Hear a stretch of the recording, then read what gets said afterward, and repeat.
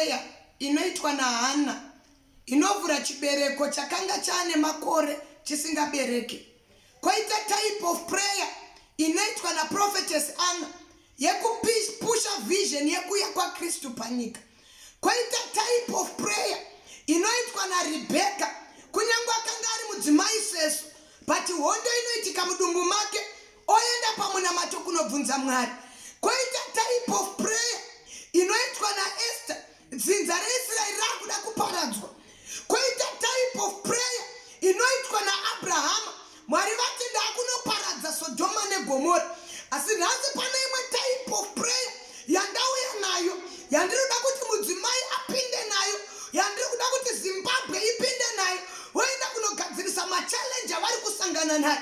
Tikaverenga bhuku raJames chapter number 5 verse 17 inoti Elijah was a man with a nature like ours, and he prayed earnestly that it would not rain, and it did not rain for 3.5 years. Bible noti Elijah wakanga ari munhu akaita sesu.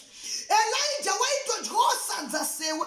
Elijah waitonzwawo kuti mvura yanaya sezvaunoita iwe. Elijah waitonzwawo musoro sewe. Asi Bible rinoti unonamata. Ndonyaya yandauya nayo, anonamata Elijah. Zvinomira zvomira. Pane amai vari kufanira kuti vapinde muprayer. Vonomisa cancer yanetsa. Vopinda muprayer.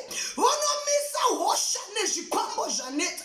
Amai vakapinda muprayer vomisa chipfambi chanetsa marriage.